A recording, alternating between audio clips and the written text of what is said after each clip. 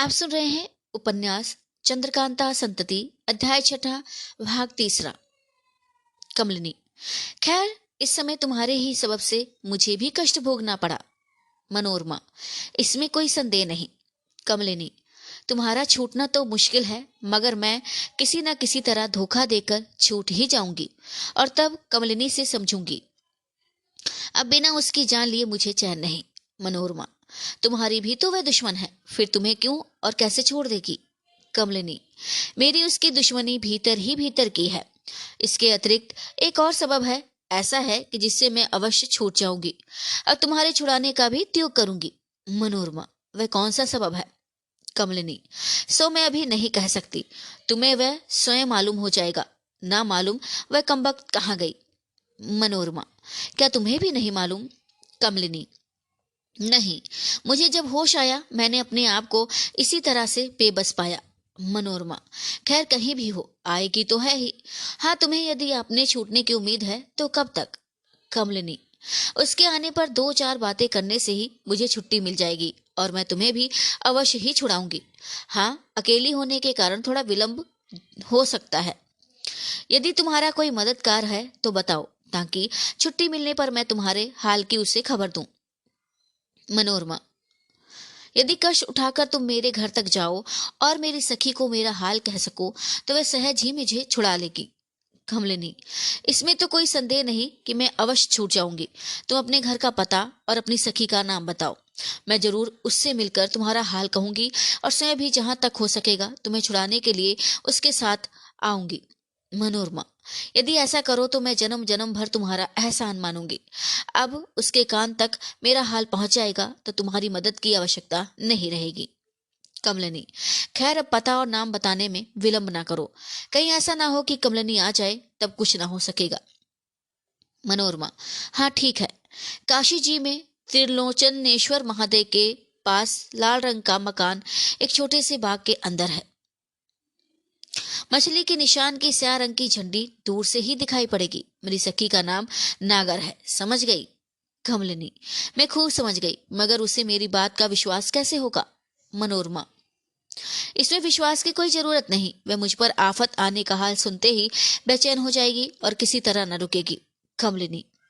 तथापि मुझे हर तरह से दुरुस्त रहना चाहिए। शायद वह समझे कि ये मुझे धोखा देने आई है और चाहती है कि मैं घर के बाहर जाऊं तो कोई मतलब निकाले। मनोरमा। हाँ, ऐसा हो सकता है। अच्छा, मैं तुम्हें एक परिचय बताती हूँ। जब वह बात उसके कान में कहोगी तब वह तुम्हारा पूरा विश्वास कर लेगी, परंतु उस परिचय को बड़ी होशियारी से अपने दिल में रखना। खबरदार, दूसरा कोई और ना जानने पावे, नहीं तो मुश्किल होगी और मेरी जान किसी तरह ना बचेगी। कमलिनी।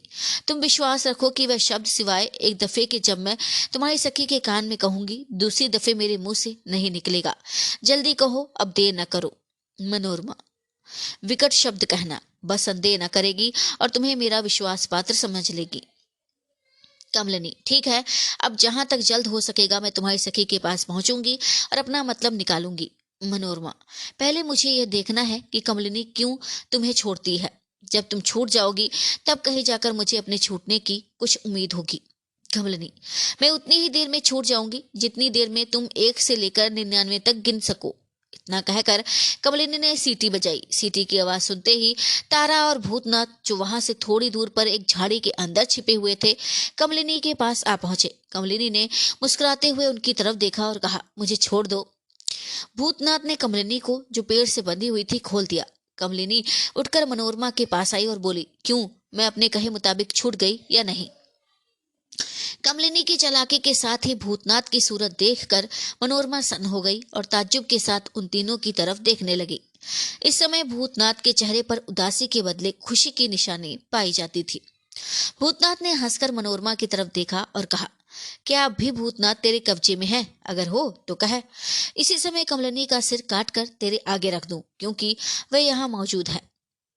मनोरमा ने क्रोध के मारे दांत पीसे और सिर नीचा कर लिया। थोड़ी देर बाद बोली, अफसोस, मैं धोखा खा गई। कमलिनी। अब समय नष्ट करना ठीक नहीं। इस हरामजादी को तुम ले जाओ और लोहे वाले तहखाने में बंद करो, फिर देखा जाएगा। इस नेजी को अपने पास रखो और वह खंजर मुझे दे दो। अब नेजी के बदले खंजर रखना ही मैं उत्तम समझती हूँ। यद्यपि एक खंजर मेरे पास है, परंतु वह कुंवर इंद्रजीत सिंह के लिए है। तारा, मैं भी यही कहना चाहती थी, क्योंकि खंजर और नेज़े में गुण तो एक ही हैं। फिर बोझ लेकर घूमने से क्या फायदा। ये लो खंजर अपने पास रखो। कमलिनी, तुम भी तारा के साथ जाओ और इस हरामजादी को हमारे घर पहुंचाकर बहुत जल्द लौट आओ। तब तक मैं इसी जगह रहूंगी और तुम्हारे आते ही तुम्हें साथ लेकर काशी जी जाऊंगी।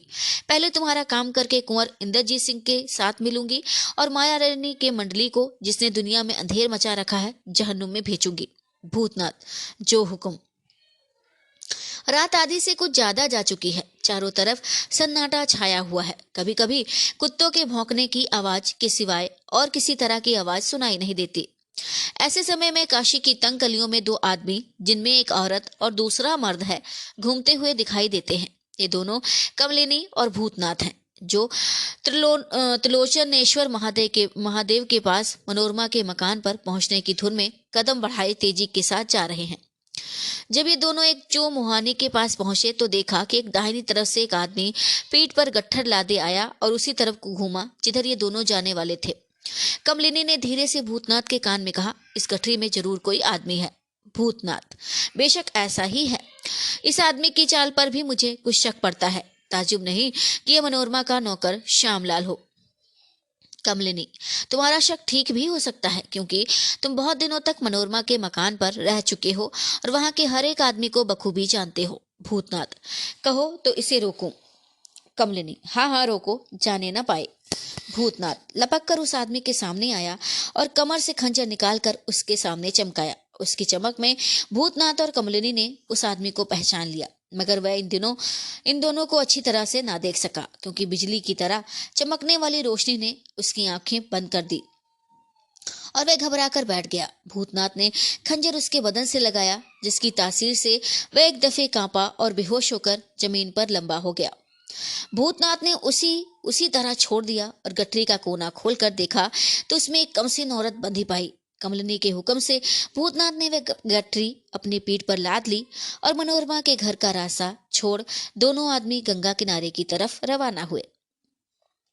बात की बात में दोनों गंगा किनारे जा पहुंचे। इस समय चंद्रमा की रोशनी अच्छी तरह फैली हुई थी। एक मड़ी के ऊपर बैठने के बाद भूतनाथ ने वह गठरी खोली। उस बेहोश औरत के चेहरे पर चंद्रमा की रोशनी पड़ते ही भूतनाथ चौंक कर बोला, उफ, ये तो कमला है।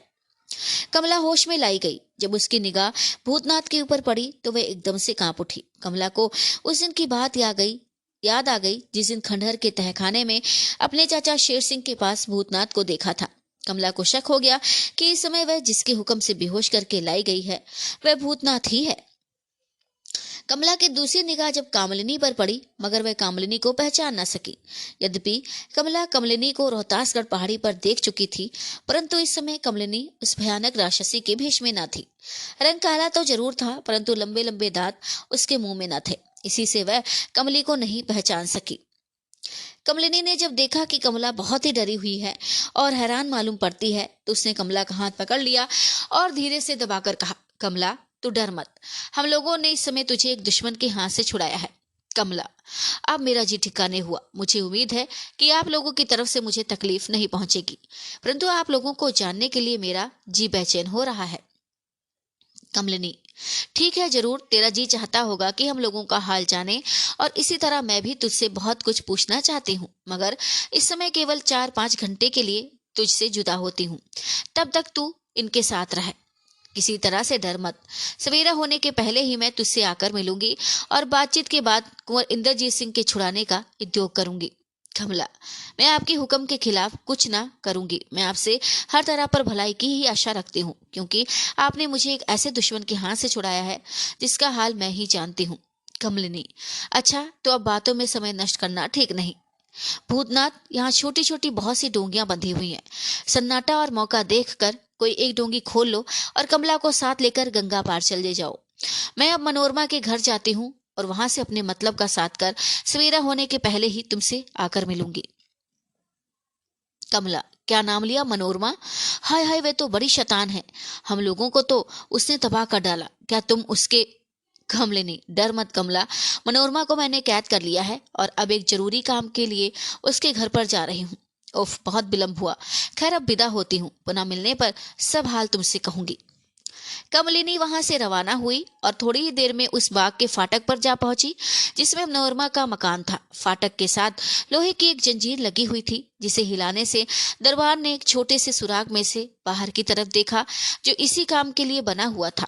केवल एक औरत को दरवाजे पर मौजूद पाकर दरबार ने फाटक खोल दिया और जब कमलिनी अंदर चली आई तो फाटक उसी तरह बंद कर दिया। तब कमलिनी से पूछा कि तुम कौन हो और यहाँ किस लिए आई हो। कमलिनी, मुझे मनोरमा जी ने पत्र देकर अपनी सखी नागर के पास भेजा है, तो मुझे नागर के पास बहुत जल्द ले चलो। दरबान, वह तो यहाँ नहीं है, किसी दूसरी जगह गई है। कमलिनी, कब तक आएंगी? दरबान, सो मैं ठीक तो नहीं कह सकता। कमलिनी, क्या तुम ये भी नहीं कह सकते कि वे आज या कल तक लौट आएगी या नहीं? दरबान, हाँ ये तो मैं कह सकता हूँ कि 4-5 दिन तक वह आना आवेगी, इसके बाद चाहे जब वे आवे। कमलिनी, अफसोस, अब बेचारी मनोरमा नहीं बच सकती। दरबान, क्यों? क्यों, उन पर क्या आफत आई? कमलिनी, यह एक गुप्त बात है जो मैं तुमसे नहीं कह सकती। हाँ, इतना कहने में कोई हर्ष नहीं कि यदि 3 दिन के अंदर उन्हें बचाने का उद्योग न किया जाएगा तो चौथे दिन कुछ नहीं हो सकता, वे अवश्य मारी डाली जाएंगी। दरबान, अफसोस, यदि आप एक दिन तक यहाँ अटकना मंजूर करें तो मैं नागर जी के पास जाकर उन्हें बुला लाऊं। आपको यहाँ किसी तरह की तकलीफ नहीं होगी। कमलिनी, मुझे एक जरूरी काम है, इसलिए अटक तो नहीं सकती, परंतु कल शाम तक अपना काम करके लौट आ सकती हूँ। दरबान, यदि आप ऐसा करें तो भी काम चल सकता है, परंतु आप अटक न जाएं। यदि आपका काम ऐसा हो जिसे आप हम लोग कर सकते हैं तो आप कहें, उसका बंदोबस्त कर दिया जाएगा। कमलिनी, नहीं, बिना मेरे गए हुए काम नहीं हो सकता, मगर कोई चिंता नहीं, मैं कल शाम तक अवश्य आ जाऊंगी। दरबान, जैसी मर्जी, आपकी मेहरबानी से यदि हमारे मालिक की जान बच जाएगी तो हम लोग जन्म भर के लिए गुलाम रहेंगे। कमलिनी, अवश्य। खैर, अब पता और नाम बताने में जल्दी से उनको खबर कर दो। तुम जल्द से जल्द जाकर उनको खबर कराओ। कमलिनी बोली, और मैं अवश्य आऊंगी और उनके लिए हर तरह का उद्योग करूंगी। तुम जाते समय इसका बंदोबस्त कर जाना कि यदि तुम्हारे लौट आने के पहले ही मैं यहाँ पहुंच जाऊं तो मुझे यहाँ रहने में किसी तरह का तरदुद ना हो। दरबान, इससे आप बेफिक्र रहें, मैं पूरा पूरा इंतजाम करके जाऊंगा और नागर जी को लेकर बहुत जल्द ही लौटूंगा। फाटक खोल दिया गया और कमलिनी बाग के बाहर हो गई। वह अभी 20 कदम भी आगे ना गई होगी कि एक आदमी बदहवास और दौड़ता हुआ उसी बाग के फाटक पर पहुंचा और दरवाजा खुलवाने का उद्योग करने लगा। कमलिनी जान गई कि यह वही आदमी है जिसके हाथ से अभी थोड़ी ही देर पहले मैंने कमला को छुड़ाया है। कमलिनी उसी जगह आड़ में खड़ी होकर उसे देखने और कुछ सोचने लगी। जब बाग का फाटक खुल गया और वह आदमी अंदर चला गया तो ना मालूम क्या सोचती विचारती कमलिनी भी वहां से रवाना हुई और थोड़ी रात बाकी थी जब कमला और भूतनाथ के पास पहुंची जो गंगा पार उसके आने की राह देख रहे थे। कमलिनी को बहुत जल्दी लौट आते देखकर भूतनाथ को ताज्जुब हुआ और उसने कहा, मालूम होता है कि कुछ काम नहीं हुआ और आपको खाली ही लौट आना पड़ा। कमलिनी, हाँ, इस समय तो खाली ही लौटना पड़ा, मगर काम हो जाएगा। नागर घर पर मौजूद ना थी, उसका आदमी उसे बुलाने के लिए गया है। मैं कल शाम तक फिर वहां पहुंचने का वादा कराई हूँ। इच्छा तो यही थी कि वहां अटक जाऊं, क्योंकि ऐसा करने से और भी कुछ काम निकलने की उम्मीद थी, परंतु कमला के ख्याल से लौट ही आना पड़ा। मैं चाहती हूँ कि कमला को रोहतासगढ़ रवाना कर दूं, क्योंकि उसकी जुबानी कुछ हाल सुनकर राजा वीरेंद्र सिंह को ढांढस होगी और लड़कों की सोच में बहुत व्याकुल ना रहेंगे। तेरी क्या राय है? कमला बोली, जो कुछ आप हुक्म दे मैं करने को तैयार हूँ, परंतु इस समय मैं बहुत सी बातों का असल भेद जानने के लिए बेचैन हो रही हूँ और सिवाय आपके कोई दूसरा मेरी दिल जमाई नहीं कर सकता। कमलिनी, कोई हर्ज नहीं, मैं हर तरह से तेरी दिल जमाई करूंगी। इतना सुनकर कमला भूतनाथ की तरफ देखने लगी। कमलिनी समझ गई कि ये निराले में मुझसे कुछ पूछना चाहती है। असु उसने भूतनाथ को वहां से हट जाने के लिए कहा और जब वह कुछ दूर चला गया तो कमला से बोली, अब निराला हो गया, जो कुछ पूछना हो पूछो। कमला, मुझे आपका कुछ हाल भूतनाथ की जुबानी मालूम हुआ है, परंतु उससे पूरी दिल जमाई नहीं होती। मुझे पूरा पूरा पता लग चुका है कि कुंवर इंद्रजीत सिंह आपके यहाँ कैद हैं। फिर ना मालूम उन पर क्या आफत आई और उनके साथ आपने क्या सलूक किया। यद्यपि उस समय हम लोग आपके नाम से डरते थे, परंतु जब आपने कई दफे हम लोगों के साथ नेकी की जिसका हाल आज मालूम हुआ है तो वह बात अब मेरे दिल से जाती रही। फिर भी कुंवर इंद्रजीत सिंह के बारे में शक बना ही रहा है। कमलिनी, सुन, मैं तुझसे पूरा पूरा हाल कहती हूँ। ये तो तुझे मालूम ही हो चुका है कि मैं कमलिनी हूँ। कमला, जी हाँ। ये तो इनकी कृपा से मालूम हो गया और इन्हीं की जुबानी ये भी जान गई कि रोहतासगढ़ में उस कब्रिस्तान के अंदर हाथ में चमकता हुआ नेजा लेकर आप ही ने हम लोगों की मदद की थी और बेहोश करके रोहतासगढ़ किले के अंदर पहुंचा दिया था। दूसरी दफे राजा वीरेंद्र सिंह वगैरह को रोहतासगढ़ के कैद खाने से आपने ही छुड़ाया था और तीसरी दफे उस खंडहर में एकाएक विचित्र रीति से आप ही को पहुंचते हम लोगों ने देखा था। कमलिनी, यद्यपि कुछ लोगों ने मुझे बदनाम कर रखा है, परंतु वास्तव में मैं वैसी नहीं हूँ। मैं नेकी करने के लिए हरदम तैयार रहती हूँ। इसी तरह दुष्टों को मजा चखाने की भी नियत रहती है। मैंने कुंवर इंद्रजीत सिंह के साथ किसी तरह की बुराई नहीं की, बल्कि उनके साथ नेकी की और उन्हें एक बहुत बड़े दुश्मन के हाथ से भी छुड़ाया है। जब वे तुम लोगों से मिलेंगे और हाल कहेंगे, तब मालूम होगा कि कमलिनी ने सच ही कहा था। इसके बाद कमलिनी ने इंद्रजीत सिंह का अपने लश्कर से गायब होना और उन्हें दुश्मन के हाथ से छुड़ाना, कई दिनों तक अपने मकान में रखना, माधवी को गिरफ्तार करना, किशोरी का रोहतासगढ़ के तहखाने से निकलना और धनपत के कब्जे में पड़ना, तारा के खबर पहुंचाने पर इंद्रजीत सिंह को साथ लेकर किशोरी को छुड़ाने के लिए जाना, रास्ते में शेर सिंह और देवी सिंह से मिलना, अग्निदत्त का हाल और अंत में उस तिलस्मी मकान के अंदर सभी लोगों का कूद जाना आदि कमला से पूरा पूरा बयान किया। कमला ताज्जुब से सब बातें सुनती रही और अब कमलिनी पर उसे पूरा पूरा विश्वास हो गया। कमला, फिर किशोरी और इंद्रजीत सिंह उस खंडहर वाले तहखाने में कैसे पहुंचे जी? कमलिनी, वे खंडहर एक छोटे से तिलिस्म से संबंध रखता है। एक औरत जो माया रानी के नाम से पुकारी जाती है और जिसका हाल कुछ दिन बाद तुम लोगों को भी मालूम होगा, उस तिलिस्म पर राज्य करती है। मैं उसकी सगी बहन हूँ। हमारी तिलिस्मी किताब से साबित होता है कि कुंवर इंद्रजीत सिंह और आनंद सिंह उस तिलिस्म को तोड़ेंगे, क्योंकि तिलिस्म तोड़ने वाले के जो लक्षण उस किताब में लिखे हैं वह सब इन दोनों भाइयों में पाए जाते हैं। परंतु माया रानी चाहती हैं कि तिलिस्म टूटने न पावे और इसीलिए वे दोनों कुमारों को अपनी कैद में रखने अथवा मार डालने का उद्योग कर रही हैं। मैंने उन्हें बहुत कुछ समझाया और कहा कि तिलिस्म बनाने वालों के खिलाफ चलने और इन दोनों भाइयों से दुश्मनी रखने का नतीजा अच्छा नहीं होगा, परंतु उसने ना माना, बल्कि वह मेरी भी दुश्मन बन बैठी। अंत में लाचार मुझे उसका साथ छोड़ देना पड़ा। मैंने उस तालाब वाले मकान पर अपना कब्जा कर लिया और उसी में रहने लगी। उस मकान में मैं बेफिक्र रहती हूँ। माया रानी के कई आदमियों ने जो नेक और ईमानदार थे मेरा साथ दिया। तिलिस्म का जितना हाल उसे मालूम है उतना ही मुझे भी मालूम है। यही सबब है कि वे अर्थात तिलिस्मी महारानी वीरेंद्र सिंह और उनके खानदान के साथ दुश्मनी कर रही है और मैं हर तरह से उनकी मदद कर रही हूँ। उस तिलिस्मी मकान के अंदर इंद्रजीत सिंह और उनके साथियों तथा मेरे नौकरों का हंसते हंसते कूद जाना उसी तिलिस्मी महारानी की कार्रवाई थी और उस खंडहर वाले तहखाने में जो कुछ तुम लोगों ने देखा वह सब भी उसी की बदौलत थी। अफसोस गुप्त राह से महारानी के बहुत से आदमियों के पहुंच जाने के कारण मैं कुछ ना कर सकी। खैर, कोई हर्ष नहीं। कुंवर इंद्रजीत सिंह, आनंद सिंह और किशोरी तथा कामनी वगैरह का माया रानी कुछ भी नहीं बिगाड़ सकती, क्योंकि उसकी असल जमा पूंजी जो थी वह मेरे हाथ लग चुकी है, जिसका खुलासा हाल इस समय मैं नहीं कह सकती। हाँ, इतना प्रतिज्ञा पूर्वक कहती हूँ कि उन लोगों को मैं बहुत जल्द कैद से छुड़ाऊंगी। कमला, मैं समझती हूँ कि वह मकान भी तिलिस्मी होगा जिसके अंदर कुंवर इंद्रजीत सिंह वगैरह हंसते हंसते कूद पड़े थे। कमलिनी, नहीं, उस मकान का तिलिस्म से कोई संबंध नहीं। वह नया बनाया गया है, मुझे उसकी खबर ना थी, इसी से मैं धोखे में आ गई। पीछे पता लगाने से मालूम हुआ कि वह भी माया रानी की कार्रवाई थी। कमला, अब मेरा जी ठिकाने हुआ और आपकी बदौलत अपनी प्यारी सखी किशोरी और कुंवर इंद्रजीत सिंह वगैरह के छूटने की उम्मीद हुई। अब आशा है कि आपकी कृपा से एक दफे माया रानी को भी देखूंगी।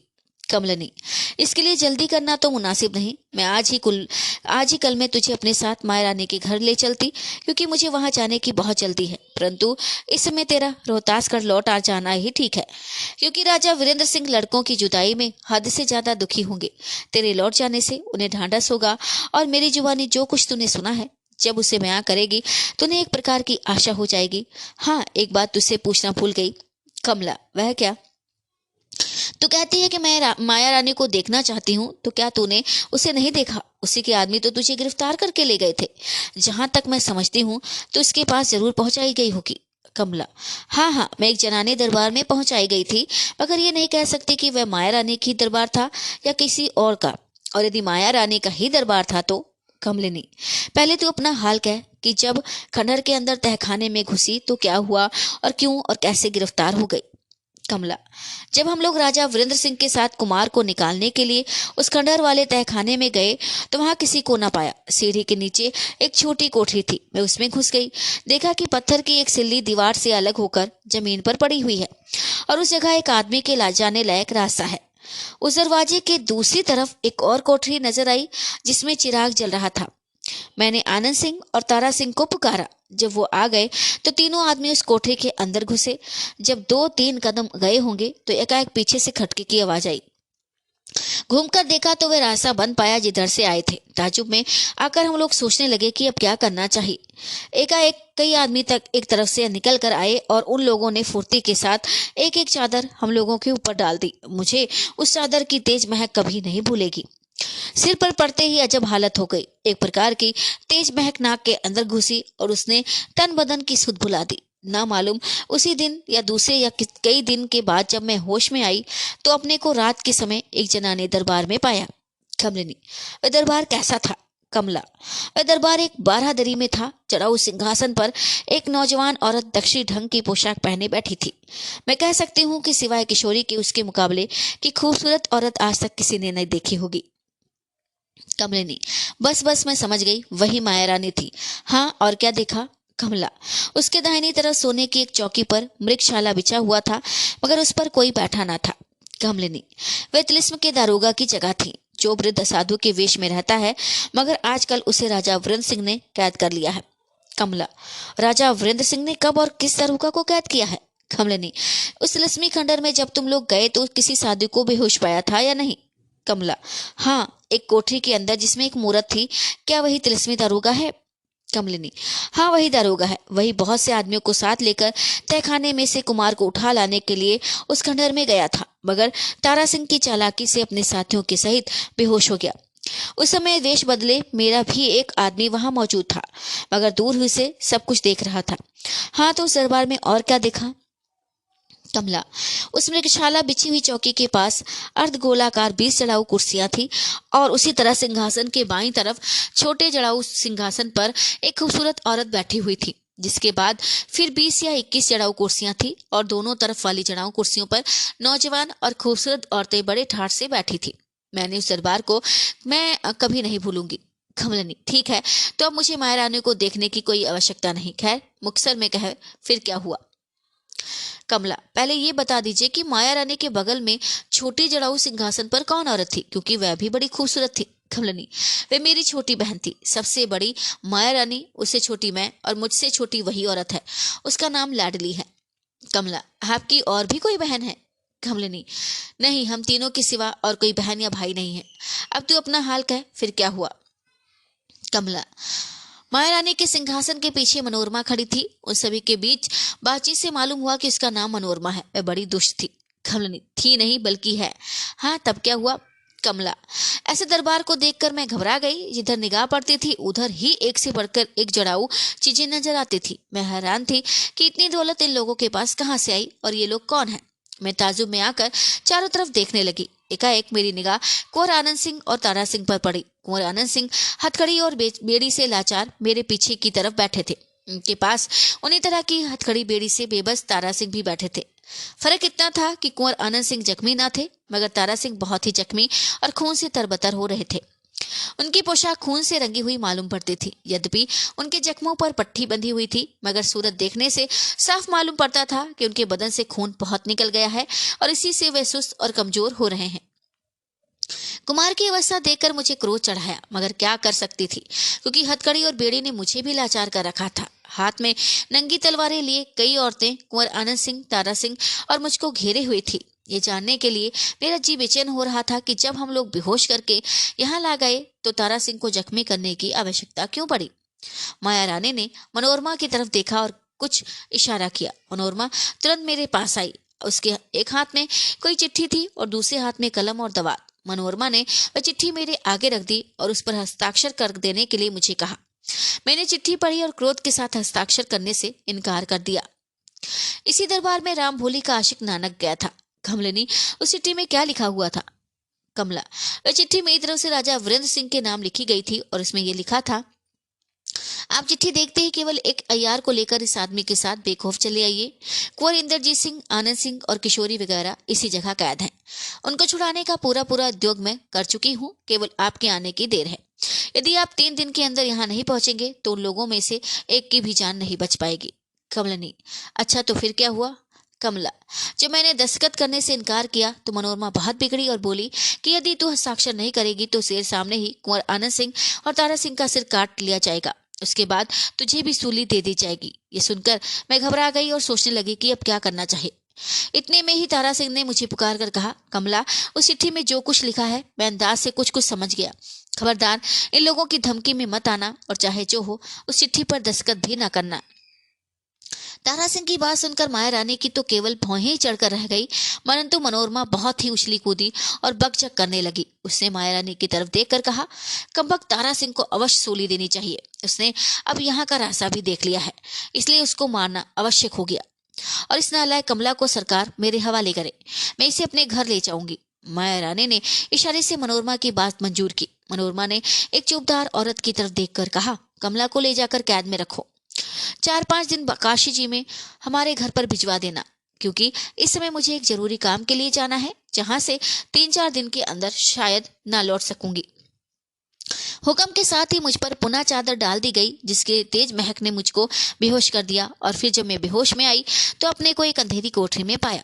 कई दिन तक मैं उसी कोठरी में कैद रही और इस बीच में जो कुछ रंज और तकलीफ उठानी पड़ी उसका कहना व्यर्थ है। आखिर एक दिन भोजन में मुझे बेहोशी की दवा दी गई और बेहोश होने के बाद जब मैं होश में आई तो अपने को आपके कब्जे में पाया। अब ना मालूम कुंवर इंद्रजीत सिंह, आनंद सिंह, किशोरी और उनके अय्यार लोगों पर क्या मुसीबत आई और वे लोग किस अवस्था में पड़े हुए हैं।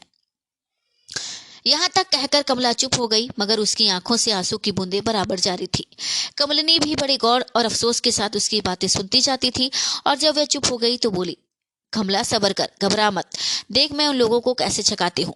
उन लोगों की क्या मजाल जो मेरे हाथ से बचकर निकल जाएं। तिलिस्मी मकान के अंदर जब कुंवर इंद्रजीत सिंह वगैरह हंसते हंसते कूद गए थे तो उन लोगों के पहले मैंने अपने कई आदमी उस मकान के अंदर कुदाए थे, जिसका हाल थोड़ी देर में पहले तुझसे कह चुकी हूँ। उन आदमियों को बेसबब दुश्मनों के हाथ में नहीं फंसाया, कुछ समझबूझ के ऐसा ही किया था। वे लोग साधारण मनुष्य न थे।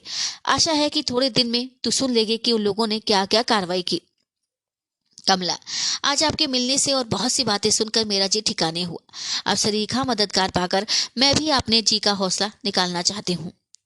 कमलिनी, नहीं नहीं, इस समय तू और कुछ मत सोच और सीधे रोहतास कर चली जा। तेरे वहां जाने से 2 काम निकलेंगे। एक तो तेरी जुबानी सब हाल सुनकर राजा वीरेंद्र सिंह को बहुत कुछ ढांढस होगी।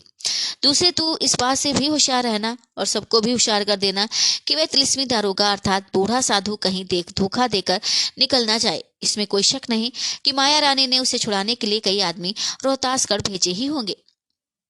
कमला, बहुत अच्छा, मैं रोहतासगढ़ जाती हूँ और उस बूढ़े कमबख्त से होशियार रहूंगी, मगर एक भेद बहुत दिनों से मेरे दिल में खटक रहा है। यदि आप चाहें तो मेरे दिल से वे खुटकार निकाल सकती हैं। कमलिनी, वह क्या? कमला, ये कौन है? इनका असल भेद मुझको बता दीजिए। कमलिनी, इसमें संदेह नहीं कि भूतनाथ के बारे में तरह तरह की बातें तू सोचती होगी, परंतु लाचार हूं कि इस समय इनका असल भेद तुझसे नहीं कह सकती। थोड़े ही दिनों में इनका हाल तुझे ही नहीं सभी को मालूम हो जाएगा। हाँ, इतना अवश्य कहूंगी कि तुझे अपने चाचा शेर सिंह की तरह इनसे डरने की कोई जरूरत नहीं। ये तुझे किसी तरह की तकलीफ नहीं देंगे, बल्कि जहां तक हो सकेगा तेरी मदद ही करेंगे। कमलिनी से अपने सवाल का पूरा जवाब न पाकर कमला चुप हो रही और कमलिनी की आज्ञा अनुसार उसी समय रोहतासगढ़ चले जाना पड़ा। दूसरे दिन कुछ रात बीते कमलिनी फिर मनोरमा के मकान पर पहुंची। बाग के फाटक पर उसी दरबान को टहलते पाया जिससे कल बातचीत कर चुकी थी। इस समय बाग का फाटक खुला हुआ था और उस दरबान के अतिरिक्त और भी कई सिपाही वहां मौजूद थे। दरबान कमलिनी को देखते ही खुशी से आगे बढ़ा और बोला, आइए आइए, मैं कब से आपकी राह देख रहा हूँ। नागराज जी को आए 2 घंटे से ज्यादा हो गए हैं और वे आपसे मिलने के लिए बेताब हो रही हैं। दरबान के साथ ही साथ कमलिनी बाग के अंदर गई और उस आलीशान मकान के सहन में पहुंची जो इस बाग के बीचों बीच बना हुआ था। इस मकान के कमरों, दालानों, कोठरियों, तहखानों और पिचीले रासों का यदि यहाँ पूरा बयान सुनाया जाए तो हमारे श्रोताओं को बहुत ही समय नष्ट होगा। क्योंकि इस हिकमती मकान के हर एक दर्जे और हर एक हिस्से बड़ी कारीगरी और मतलब के साथ बनाए गए हैं। यदि हमारे श्रोताओं को 3-4 बार इस मकान के अंदर जाने और रात भर रहने का मौका मिल जाएगा तो उन्हें यहाँ का बहुत भेद मालूम हो जाएगा। कमलिनी ने नगर को सहन में टहलते हुए पाया। वह सिर नीचा किए किसी सोच में डूबी हुई टहल रही थी। कमलिनी के पैर की आहट पाकर चौंकी और बोली, क्या मेरी सखी मनोरमा का संदेश लेकर तुम आई हो? कमलिनी, हाँ। नागर, तुम कौन और कहाँ की रहने वाली हो, और मैंने आज के सिवाय तुम्हें पहले कभी नहीं देखा। कमलिनी, हाँ ठीक है, परंतु मैं अपना परिचय किसी तरह नहीं दे सकती। नागर, यदि ऐसा है तो मैं तुम्हारी बातों पर कैसे विश्वास करूंगी? कमलिनी, यदि मेरी बातों पर विश्वास नहीं करोगी तो मेरा कुछ भी नहीं बिगड़ेगा, और अगर कुछ बिगड़ेगा तो तुम्हारा या तुम्हारी सखी मनोरमा का। जब मनोरमा ने तुम्हारे पास भेजा तो मुझे इस बात का तरदुद हुआ और मैंने उनसे कहा कि तुम मुझे भेजती तो हो, मगर जाने से कोई काम ना निकलेगा, क्योंकि मैं किसी तरह अपना परिचय किसी को नहीं दे सकती, और बिना मुझे अच्छी तरह जांचे नागर मेरी बात पर विश्वास भी नहीं करेंगी। इसके जवाब में मनोरमा ने कहा कि मैं लाचार हूँ, सिवाय तेरे यहाँ पर मेरा हित कोई नहीं है जिसे नागर के पास भेजूं। यदि तू ना चाहेगी तो मेरी जान किसी तरह नहीं बच सकती। खैर, तुम्हें मैं एक शब्द बताती हूँ, मगर खबरदार वह शब्द सिवाय नागर के किसी दूसरे के सामने जबान से ना निकला।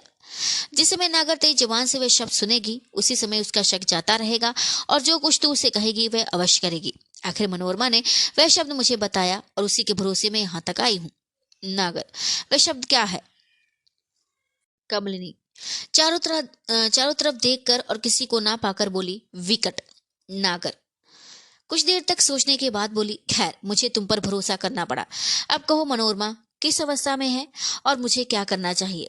कमलिनी, मनोरमा भूतनाथ से मिलने के लिए गई थी, मगर उससे मुलाकात होने पर ना मालूम कौन सा ऐसा सबब आ पड़ा कि उसने भूतनाथ का सिर काट लिया। नागर, है भूतनाथ को ही मार डाला? कमलिनी, हाँ, उस समय मैं मनोरमा के साथ मगर कुछ दूर पर खड़ी ये हाल देख रही थी। नागर, अफसोस, मनोरमा ने बहुत ही बुरा किया। आजकल भूतनाथ से बहुत कुछ काम निकालने का जमाना था। खैर, तब क्या हुआ? कमलिनी, मनोरमा को मालूम न था कि राजा वीरेंद्र सिंह का अय्यार तेज सिंह इस समय थोड़ी ही दूर पर एक पेड़ की आड़ में खड़ा भूतनाथ और मनोरमा की तरफ देख रहा है। नागर, उफ, तेज सिंह को भूतनाथ के मरने का सख्त रंज हुआ होगा, क्योंकि इन दिनों भूतनाथ दिलो जान से उन लोगों की मदद कर रहा था। अच्छा, तब? कमलिनी, तेज सिंह बड़ी फुर्ती से उस जगह जा पहुंचा जहां मनोरमा खड़ी थी, और एक लात मनोरमा की छाती पर ऐसे लगाई कि वह बदहवास हो जमीन पर गिर पड़ी। तेज सिंह ने उसकी मुश्कें बांध ली और जफील बजाई, जिसकी आवाज सुन कई आदमी वहां आ पहुंचे। उन लोगों ने मनोरमा के साथ मुझे भी गिरफ्तार कर लिया। उसी समय मनोरमा के कई सवार दूर से आते हुए दिखाई पड़े, मगर उन लोगों के पहुंचने के पहले ही तेज सिंह और उसके साथी हम दोनों को लेकर वहां से थोड़ी दूर पर पेड़ों की आड़ में जा छिपे। दूसरे दिन हम दोनों ने अपने को रोहतासगढ़ के किले के अंदर पाया। मनोरमा ने अपने छूटने की बहुत बहुत कुछ कोशिश की, मगर कोई काम न चला। आखिर उसने तेज सिंह से कहा कि भूतनाथ बड़ा ही शैतान है, नालायक और खूनी आदमी था। उसका असल हाल आप लोग नहीं जानते, यदि जानते तो आप लोग खुद भूतनाथ का सिर काट डालते। इसके जवाब में तेज सिंह ने कहा, यदि इस बात को तू साबित कर दे तो मैं तुझे छोड़ दूंगा। मनोरमा ने मेरी तरफ इशारा करके कहा कि यदि आप इसे छोड़ दें और 5 दिन की मोहलत दें तो इसे मैं अपने घर भेजकर भूतनाथ के लिखे थोड़े कागजात ऐसे मंगा दूं कि जिन्हें पढ़ते ही आपको मेरी बातों पर विश्वास हो जाए, और भूतनाथ का वह विचित्र हाल भी जिसे आप लोग नहीं जानते। मालूम हो, यदि मैं झूठी निकलूं तो जो कुछ चाहे मुझे सजा दीजिएगा। तब तेज सिंह ने कुछ देर सोच विचार कर कहा कि हो सकता है कि मुझसे बहाना करके इसे तुम अपने घर भेजो और किसी तरह की मदद मांगो, मगर मुझे इसकी कुछ परवाह नहीं। मैं तुम्हारी बात मंजूर करता हूँ और इसे छोड़ देता हूँ। जो कुछ चाहो इसे समझा बुझाकर अपने घर भेजो। इसके बाद मुझसे निराले में बातचीत करने के लिए आज्ञा मांगी गई और तेज सिंह ने उसे भी मंजूर किया। आखिर मनोरमा ने मुझे बहुत कुछ समझा बुझाकर तुम्हारे पास रवाना किया है। अब मैं तो रोहतासगढ़ जाने वाली नहीं, क्योंकि बड़ी मुश्किल से जान बची है, मगर तुम्हें मुनासिब है कि जहां तक हो सके भूतनाथ के कागजात लेकर जल्द रोहतासगढ़ जाओ और अपनी सखी के छुड़ाने का बंदोबस्त करो। कमलिनी की बातें सुनकर नागर सोच सागर में डूब गई। न मालूम उसके दिल में क्या क्या बातें पैदा हो रही थी, मगर लगभग आधी घड़ी के बाद वह चुपचाप बैठी रही। इसके बाद उसने सिर उठाया और कमलिनी की तरफ देखकर कहा, खैर अब मुझे रोहतासगढ़ जाना जरूरी हुआ। रात भर में वह सब इंतजाम करके सवेरे या कुछ दिन चढ़े रवाना हो जाऊंगी। कमलिनी, अच्छा तो मेरे जिम्मे जो कुछ काम था उसे मैं कर चुकी। अब तुम जो मुनासिब समझो करो और मुझे आज्ञा दो कि जाऊं और अपना काम देखूं। नागर, इसमें कोई संदेह नहीं कि तुमने मुझ पर और मनोरमा पर भारी एहसान किया। अब मैं चाहती हूँ कि आज की रात यहाँ रह जाओ, क्योंकि मनोरमा को छुड़ाने के लिए रात भर में मैं जो कुछ इंतजाम करूंगी उसका हाल सवेरे तुमसे कहूंगी और उसके बाद तुमसे कुछ सलाह करके तब रोहतास कर जाऊंगी। कमलनी, मैं इस योग्य नहीं हूं कि तुम्हें राय दूं, परंतु रात भर के लिए अटक जाने में मेरा कोई हर्ष नहीं। यदि इससे आप लोगों की कुछ भलाई हो तो। नागर ने कमलनी के लिए एक कमरा खोल दिया और उसके खाने पीने के लिए बखूबी इंतजाम कर दिया। आधी रात जा चुकी है। कमलिनी उस कमरे में जो आस्के को सोने के लिए मुकर्रर किया गया था, चारपाई पर लेटी हुई करवटें बदल रही है, क्योंकि उसकी आंखों में नींद का नामो निशान नहीं है। उसके दिल में तरह तरह की बातें पैदा होती और मिटती हैं। उसे इस कोठरी की बनावट ने और भी तरदुद में डाल रखा है। यद्यपि इस कोठरी में विशेष सामान तो नहीं है और ना किसी तरह की सजावट ही है, केवल एक चारपाई जिस पर कमलिनी सोई है और एक चौकी पड़ी है तथा कोने में एक क्षमादान चल रहा है, परंतु तीन तरफ की दीवारों पर वह ताज्जुब और तरदुद की निगाह डाल रही है। इस कमरे की एक तरफ की दीवार, जिधर से इसमें आने के लिए दरवाजा था, ईंट और चूने से बनी हुई थी, परंतु बाकी तीन तरफ की दीवारें तख्ते बंदी की थी, अर्थात लकड़ी से बनी हुई थी। कमलिनी के दिल में शक पैदा हुआ और उसने सोचा कि इस तख्ते बंदी की दीवारों में कोई भेद जरूर है। इस मकान का कुछ कुछ भेद कमलिनी को मालूम था, पर यहाँ का पूरा पूरा हाल वह नहीं जानती थी और जानने की इच्छा रखती थी। आखिर कमलिनी से रहा न गया और वह चारपाई से उठी। पहले उसने उस दरवाजे को भीतर की तरफ से बंद किया जो इस कमरे में आने जाने के लिए था। इसके बाद कमर से खंजर निकाल लिया और उसके कब्जे से पर्दे बंदी की दीवारों को जगह जगह से ठोंक कर देखने लगी। एक जगह से उसे दीवार पोली मालूम पड़ी और उस पर वह बखूबी गौर करने लगी। जब कुछ मालूम न हुआ तो उसने क्षमादान उठा लिया और फिर उस जगह को गौर से देखा। थोड़ी देर में उसे विश्वास हो गया कि यहाँ पर एक छोटा सा दरवाजा है, क्योंकि दरवाजे के चारों तरफ की बारीक दरार का निशान बहुत गौर करने पर मालूम होता था। कमलिनी ने दरार में खंजर की नोक चुभ हुई और उसे अच्छी तरह 2-4 बार हिलाया। दरार बड़ी हो गई और आधा खंजर उसके अंदर चला गया। फिर से कोशिश करने पर लकड़ी का एक तख्ता अलग हो गया और दूसरी तरफ जाने लायक रास्ता निकल आया। हाथ में क्षमादान लिए हुए कमलिनी अंदर घुसी और एक बहुत बहुत लंबी चौड़ी कोठरी में पहुंची। इस कोठरी में चारों तरफ की दीवार भी तख्ते बंदी की थी। इसमें कई चीजें ऐसे पड़ी हुई थी जिनकी देखने से चाहे कैसा ही संगदिल और दिलावर आदमी क्यों ना हो, एक दफे जरूर कांप उठे और उसका कलेजा मामूली से चौगुना और 8 गुना धड़कने लग जाए। इस कोठरी में एक घोड़े की लाश थी, मगर वह अजीब ढंग की थी। उसके चारों तरफ खूंटियां जमीन में गड़ी हुई थी और उन खूंटियों के सहारे उस घोड़े के चारों पैर बंधे थे। उस घोड़े का पेट चीरा हुआ और आते निकाल कर बाहर रखी हुई थी। चारों तरफ खून फैला हुआ था। मालूम होता था कि घोड़ा किसी काम के लिए आज ही मारा गया है। उसके पास ही थोड़ी दूर पर फूलों के कई गमले रखे हुए थे और उनके पास ही एक सुंदर बिछौना था जिस पर सफेद चादर बिछी हुई थी तथा उस पर एक आदमी गर्दन तक सफेद ही चादर ओढ़े सो रहा था। घोड़े के पास से लेकर उस बिछावन तक पैर से लगे हुए खून के दाग जमीन पर दिखाई दे रहे थे और बिछावन की चादर तथा उस चादर में भी जो वह आदमी ओढ़े हुए था खून के धब्बे लगे हुए थे।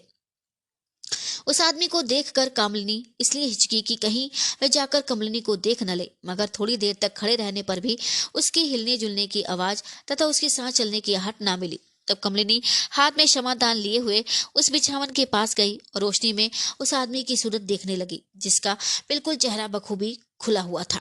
सूरत देखते ही कमलिनी चौंक पड़ी और क्षमादान जमीन पर रख बेधड़क उस आदमी का बाजू पकड़ के हिलाने और ये कहकर उसको जगाने का उद्योग करने लगी कि वाह वाह, तुम यहाँ बेखबर पड़े हो और मुझे इसका हाल जरा भी नहीं मालूम। जब बाजू पकड़ के हिलाने से भी वह आदमी ना जागा तब कमलिनी को ताज्जुब हुआ और गौर से उसकी सूरत देखने लगी, मगर नब्ज पर हाथ रखा तो मालूम हो गया कि वह जिंदा नहीं बल्कि मुर्दा है। ये जो जानते ही कमलिनी का जी भर आया और वह मुर्दे के सिर पर हाथ रखकर रोने और गरम गरम आंसू गिराने लगी। थोड़ी देर तक कमलिनी इसी अवस्था में पड़ी रही। आखिर वह चैतन्य हुई और ये कहकर उठ खड़ी हुई कि बात तो बहुत ही बुरी हुई, मगर इस समय मुझे सब्र करना चाहिए, नहीं तो कुछ भी ना कर सकूंगी। हाय मेरा दिल और मेरे काबू में ना रहे। नहीं नहीं, ऐसा नहीं हो सकता। मैं पूरा पूरा सब्र करूंगी और देखूंगी कि क्या कर सकती हूँ। इसमें जरा भी संदेह नहीं कि इसकी जान निकले 4 पहर से ज्यादा अभी नहीं हुए। कमलिनी फिर क्षमादान उठाकर उस कोठरी में घूमने और चारों तरफ देखने लगी। पूरब और दक्षिण के कोने में एक लाश छत से लटकती हुई दिखाई पड़ी, जिसके गले में फांसी लगी थी। वह ताज्जुब के साथ क्षमादान ऊंचा करके उसी की सूरत देखने लगी। जब अच्छी तरह पहचान चुकी तो नफरत के साथ उस लाश पर थूक कर अपना मुंह फेर लिया और दूसरी तरफ चली ही थी कि ये आवाज सुनकर ठहर गई और उस तरफ देखने लगी जिधर से आवाज आई थी। आवाज ये थी, हाय मौत को भी मौत आ गई। उसे ताज्जुब मालूम हुआ कि आवाज किधर से आई। वह देखने के लिए उस तरफ बढ़ी जिधर से आवाज आई थी कि शायद कोई सुराख या खिड़की दिखाई दे। आखिर ऐसा ही हुआ। दीवार के पास पहुंचते ही एक सुराख ऐसा दिखा जिसमें आदमी की गर्दन बखूबी जा सकती थी। यह टेढ़ा और नीचे की तरफ झुका हुआ सुराख, जिसे किसी कमरे का रोशनदान कहना चाहिए, दीवार के बिल्कुल नीचे की तरफ था। कमलिनी ने उस सुराख में से झांक कर देखा तो एक छोटे से मगर सजे हुए कमरे में निगाह गई। ये कमरा उस कोठरी से एक खंड नीचे था जिसमें से कमलिनी झांक रही थी। उस कमरे में जो कुछ कमलिनी ने देखा उससे उसके दिल को बड़ा ही सदमा पहुंचा और जब तक वह देखती रही आंखों से आंसू बराबर जारी रहे। कमलिनी ने देखा कि एक पलंग पर जिसके पास ही क्षमादान जल रहा है, आफत की मारी बेचारी किशोरी पड़ी हुई है। रंज और गम के मारे सूख कर कांटा हो रही है। चेहरे पर मुर्दनी छाई हुई है और कमजोरी की यह अवस्था की सांस भी मुश्किल से आती जाती है। थोड़ी थोड़ी देर पर उसके होंठ हिलते हैं और धीरे धीरे कुछ कहती है, मगर जब कहती है तो उसकी आवाज साफ सुनाई देती है। वह कह रही थी, हाय इससे बढ़कर मेरी दुर्दशा और क्या हो सकती है। इंद्रजीत सिंह, तुम्हारी मोहब्बत में मैं यहाँ तक पहुंच चुकी। कुल में कलंकनी कहाई, लज्जा को तिलांजलि दे बैठी और वह सब दुख झेलने को तैयार हुई। ये सब तुम्हारी ही बदौलत। यहाँ तक कि रोई कि जब आंखों में आंसू भी न रहे। खाना पीना छोड़ देने पर भी निगोरी जान नहीं निकलती। हाय मौत को भी मौत आ गई। नहीं नहीं, मौत को मौत नहीं आई। वह देखो, मेरे सामने खड़ा हुआ काल मेरी तरफ देख रहा है। अब कुछ दम की मेहमान हूँ, मैं तो जाती हूँ, मगर अफसोस अपने प्यारे की जुदाई का रंज और उसकी बेवफाई और बेमुरवती की शिकायत अपने साथ लिए जाती हूँ। हाय इस समय ऐसा कोई भी नहीं जो मेरी हालत देखे और मेरा हाल उनसे जाकर कहे। जब उनको मेरी परवाह ही नहीं तो मेरा हाल कहे कोई उनसे कहकर करेगा ही क्या। उन्होंने तो खुद कहला भेजा है कि मुझे कुछ भी परवाह नहीं। हाय मैं ऐसी बात कैसे सुन सकी। उसी समय मेरी जान क्यों ना निकल गई। नहीं नहीं, ये सब अय्यारी है। उन्होंने ऐसी बात कभी नहीं कही होगी, पर इससे क्या हो सकता है जबकि दम निकलने में कुछ कसर बाकी नहीं। देखो देखो, वह काल अब मेरी तरफ बढ़ा चला आता है। अच्छा है किसी तरह वह शायद आए भी तो। हे सर्वशक्तिमान जगदीश्वर, मैं तुम्ही को गवाह रखती हूँ, क्योंकि तुम खूब जानते हो कि मैं निर्दोष इस दुनिया से उठी जाती हूँ और इंद्रजीत सिंह की मोहब्बत के सिवाय अपने साथ कुछ भी नहीं ले जाती हूँ। हाँ, उस प्यारे की याद। इसके बाद बहुत देर तक राह देखने पर भी कुछ सुनाई न दिया। कमलिनी ने समझा कि या तो इसे कमजोरी से गश आ गया और या इस हसरत की मारी बेचारी का दम ही निकल गया। इस समय कमलिनी ने जो कुछ देखा या सुना वह उसे बेसुध करने के लिए काफी था। कमलिनी जार जार हो रो रही थी, यहाँ तक कि हिचकी बन गई और उसे इस बात का ध्यान बिल्कुल ही जाता रहा कि मैं यहाँ किस काम के लिए आई हूँ, क्या कर रही हूँ और इस समय कैसे खतरे में फंसी हुई हूँ। कमलिनी के लिए यह समय बड़े ही संकट का था। वह नहीं चाहती थी कि बेचारी किशोरी का पूरा पूरा हाल जाने या उसे किसी तरह की मदद पहुंचाए बिना यहाँ से चली जाए, और साथ ही इसके भूतनाथ के कागजात को भी, जिनके लेने का वह पूरा पूरा उद्योग कर चुकी थी, किसी तरह छोड़ नहीं सकती थी, क्योंकि ये मौका निकल जाने पर फिर उनका हाथ लगना बहुत ही कठिन था। किशोरी की हालत पर अफसोस करती हुई कमलिनी अभी नीचे देख ही रही थी कि एकाएक उस कमरे का दरवाजा खुला और एक खूबसूरत नौजवान अपनी अमीराना पोशाक पहने अंदर आता हुआ दिखाई पड़ा। उसके पीछे हाथ में पंखा लिए एक लौंडी भी थी, जिसने अंदर पहुंचने पर उस दरवाजे को उसी तरह बंद कर दिया। इस नौजवान की उम्र लगभग 25 वर्ष की होगी। दरमियाना कद, गोरा रंग, हाथ पैर से मजबूत और खूबसूरत था। वह किशोरी के पलंग के पास आकर खड़ा हो गया और गौर से उसकी तरफ देखने लगा। उस पलंग के पास ही एक मोड़ा कपड़े से मढ़ा हुआ पड़ा था, जिसे लौंडी उठा लाई और पलंग के पास रखकर पंखा झलने लगी। नौजवान ने बड़े गौर से किशोरी की नाड़ी देखी और फिर उस लौंडी को तरफ मुंह करके कहा, गश आ गया है। लौंडी, कमजोरी के सबब से आ गया होगा। नौजवान, एक तो बीमार, दूसरे कई दिन से खाना पीना सब छोड़ दिया है, फिर ऐसी नौबत तो हुआ ही चाहिए। अफसोस ये मेरी बात नहीं मानती और मुफ्त में जान दे रही है। लौंडी, इस जिद का कोई ठिकाना नहीं। नौजवान, खैर चाहे जो हो, मगर दो बात से तीसरी कभी नहीं हो सकती। या तो ये मेरी होकर रहेगी या इसी अवस्था में पड़ी पड़ी यमलोक को सिधार जाएगी। अच्छा, इसे अब होश में लाना चाहिए। नौजवान, खैर चाहे जो हो, मगर दो बात से तीसरी कभी हो ही नहीं सकती। या तो ये मेरी होकर रहेगी या इसी अवस्था में पड़ी पड़ी यमलोक को सिधार जाएगी। अच्छा, इसे होश में अब लाना चाहिए। जो हुक्म कहकर लौंडी वहां से चली गई और एक अलमारी में से जो पलंग के सिराने की तरफ थी कई बोतलें निकाल लाई, जिन्हें उस नौजवान के पास रखकर वह फिर पंखा झलने लगी। नौजवान ने अपनी जेब में से रुमाल निकालकर एक बोतल के अर्क से उसे तर किया और दूसरी बोतल में से थोड़ा सा अर्क हाथ में लेकर किशोरी के मुंह पर छींटा दिया। इसके बाद वही रुमाल नाक के पास ले जाकर कुछ देर तक सुंघाया। थोड़ी देर में किशोरी का गश जाता रहा और उसने आंख खोलकर देखा, मगर जैसे ही उस नौजवान पर निगाह पड़ी वह कांप उठी और दोनों हाथों से मुंह ढांप कर बोली, हाय ना मालूम ये चांडाल अब क्यों मेरे पास आया है। नौजवान, मैं इसी वास्ते आया हूं कि एक दफे तुमसे और पूछ लूं। किशोरी, एक दफे क्या 100 दफे कह चुकी कि तुम मुझसे किसी तरह की उम्मीद न रख। मैं तेरी सूरत देखने के बनिस मौत को 1000 दर्जे अच्छा समझती हूँ। नौजवान, क्या अभी तक तुझे इस बात की उम्मीद है कि इंद्रजीत सिंह आकर तेरी मदद करेंगे और छुड़ा ले जाएंगे? किशोरी, मुझे क्या पड़ी है कि इन सब बातों का तुझे जवाब दूं। मैं तुझ पर बल्कि तेरे 7 पुश्त पर थूकती हूँ। चांडाल, हट जा मेरे सामने से। लौंडी, हुजूर इस कामनी कमीनी औरत से क्यों बेइज्जती करा रहे हैं? इसमें क्या ऐसा हीरा जड़ा है? नौजवान क्रोध के मारे कांपने लगा, आंखें लाल हो गईं और दांत पीसा हुआ मोड़े पर से उठ गया। दाहिने हाथ से बेचूरा निकाल लिया जो उसकी कमर में छिपा हुआ था और बाएं हाथ से किशोरी का हाथ पकड़कर यह कहता हुआ उसकी तरफ झुका, अब ऐसा ही है तो मैं इसी समय क्यों न तुझे यमलोक पहुंचा दूं। उस नौजवान और किशोरी की अवस्था देखकर कमलिनी परेशान हो गई और सोचने लगी कि इस जल्दी में कौन सी तरकीब की जाए कि किशोरी की जान बच जाए, मगर वह कर ही क्या सकती थी। एक तो वह स्वयं चोरों की तरह कोठरियों में घूम रही थी, यदि किसी को जरा भी शक हो जाए तो उसकी जान पर आ बने। दूसरे कोई ऐसा रास्ता भी नहीं दिखाई देता था जिधर से किशोरी के पास पहुंचकर उसकी सहायता करती। मगर इसमें कोई संदेह नहीं कि कमलिनी बहुत होशियार, चालाक और बुद्धिमान थी। उसने बहुत जल्द ही दिल में इस बात का फैसला कर लिया कि अब क्या करना चाहिए। एक ख्याल बिजली की तरह उसके दिल में दौड़ गया, मगर देखना चाहिए उससे कहां तक काम निकलता है। जिस समय किशोरी को मारने के लिए वह नौजवान झुका, कमलिनी को मालूम हुआ कि अब उस बेचारी का काम तमाम होना चाहता है। उसी समय कमलिनी ने अपनी कमर से तिलस्मी खंजर निकाल लिया और जिसे मौके में देख रही थी, जिसके अंदर डालकर उसका कब्जा दबाया। एक खंजर बिजली की तरह चमका और उस कोठरी में इतनी ज्यादा चमक या रोशनी पैदा हुई कि तुरंत किशोरी और उस नौजवान की आंखें बिल्कुल बंद हो गई जो किशोरी को मारना चाहता था। इसके साथ ही कमलिनी ने भारी स्वर में आवाज दी, खबरदार, किशोरी की जान लेकर अपनी जान का ग्राहक मत बन। उस बिजली की चमक ने तो नौजवान को परेशान कर ही दिया, मगर साथ ही कमलिनी की आवाज ने जो गैब की आवाज मालूम होती थी उसे बदहवास कर दिया और वह इतना डरा और घबराया कि बिना कुछ सोचे और किशोरी को दुख दिए उस कोठरी से निकल भागा। कमलिनी ने भी उस जगह ठहरना मुनासिब ना समझा। जहां तक जल्द हो सका अपने कमरे में चली आई। उस तख्ते के दरवाजे को जिसे खोल दूसरी कोठरी में गई थी, जो का जो बंद करने के बाद अपने कमरे का दरवाजा भी खोल दिया, जो कोठरी दूसरी कोठरी में जाने के पहले भीतर से बंद कर लिया गया था। इस समय रात बहुत थोड़ी रह गई थी। कमलिनी ने चाहा कि 2 घंटे आराम करे, मगर जो कुछ अद्भुत बातें उसने देखी और सुनी थी उनके ख्याल और विचार ने आराम ना लेने दिया और उसे किसी तरह नींद ना आई। अभी आसमान पर सुबह को सफेदी अच्छी तरह फैलने भी नहीं पाई थी कि दरवाजा खुलने की उसे आहट मालूम हुई। कमलिनी ने दरवाजे की तरफ देखा तो नागर पर नजर पड़ी। कमलिनी पहले से ही सोचे हुए थी कि आज की अद्भुत बातों का असर कुछ ना कुछ नागर पर जरूर पड़ेगा और वह सवेरा होने से पहले ही यहाँ पहुंचेगी। बल्कि ताजुब नहीं कि वह मुझ पर किसी तरह का शक भी करे। आखिर कमलिनी का सोचना ठीक निकला। इस समय नागर के चेहरे पर परेशानी और उदासी छाई हुई थी। उसने आते ही कमलिनी पर एक तेज निगाह डाली और सवाल करना शुरू किया, इस समय तुम्हारी आंखें लाल मालूम होती हैं, क्या नींद नहीं आई?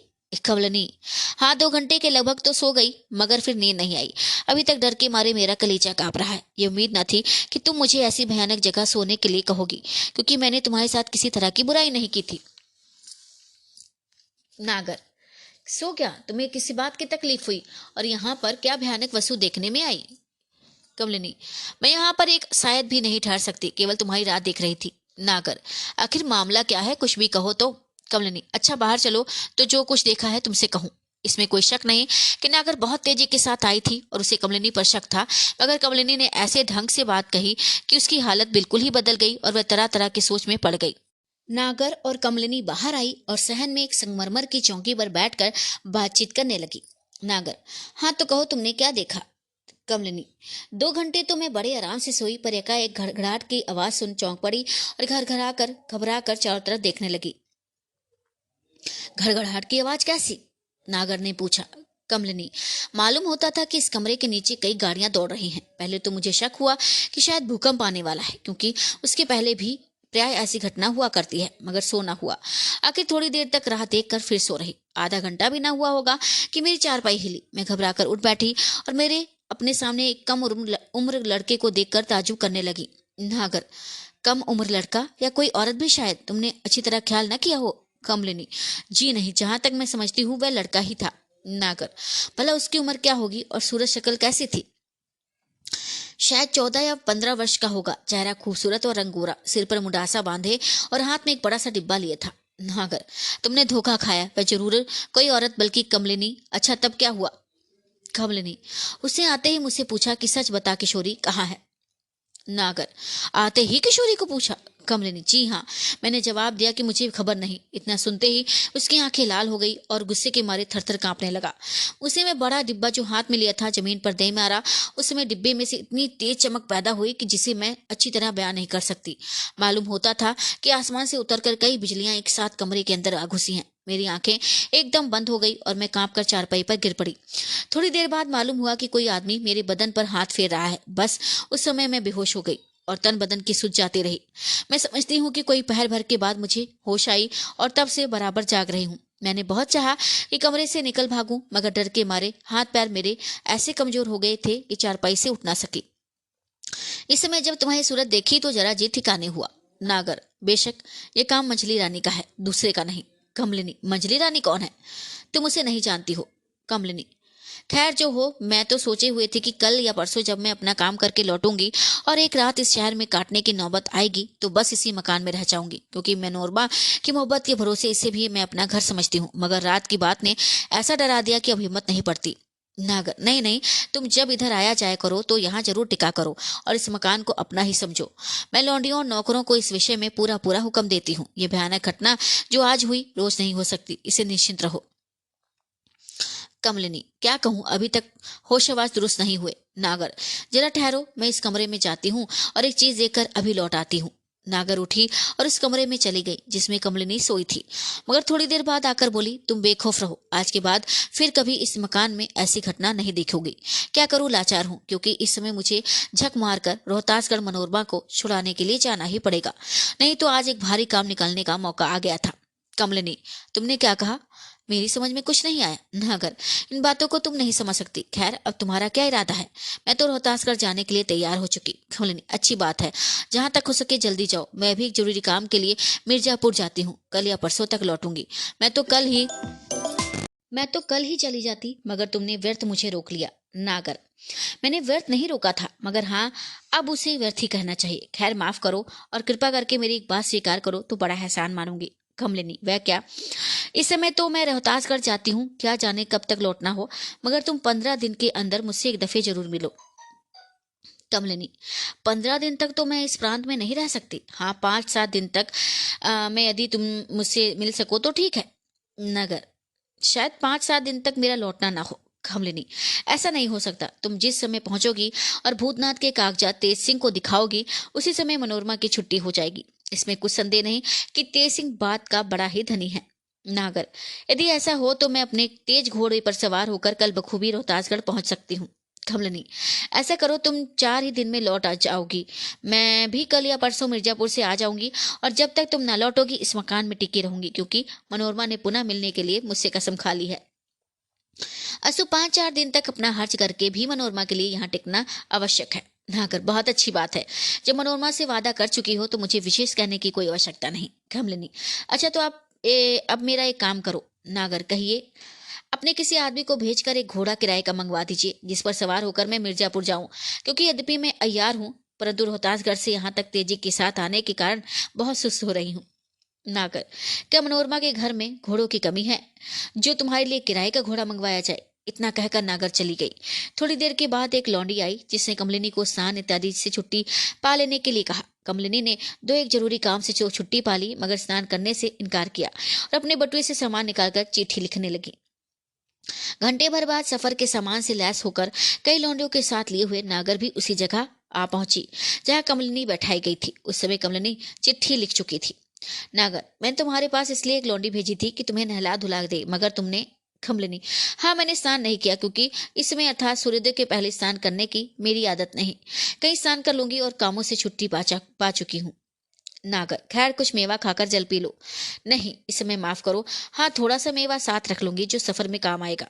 थोड़ी देर बाद 2 घोड़े कसे कसाए लाए गए। एक पर नागर और दूसरे पर कमलिनी सवार हुई। उस समय कमलिनी ने वह चिट्ठी जो अभी घंटा भर हुआ लिखकर तैयार की थी नागर के हाथ में दे दी और कहा, इसे हिफाजत से रखो। मनोरमा को देकर मेरी तरफ से जय माता की कहना। वह चिट्ठी लिफाफे के अंदर थी और जोड़ पर मोहर लगाई हुई थी। बाग के बाहर निकलकर कमलिनी ने पूरब का रास्ता लिया। नागर पश्चिम की तरफ रवाना हुई। 6वां अध्याय समाप्त हुआ। आगे के अध्याय सुनने के लिए मेरे पेज को फॉलो करें, लाइक करें, शेयर करें, कमेंट करें और सब्सक्राइब करें। तो तब तक के लिए सबको नमस्ते, सबको प्रणाम, जय माता दी।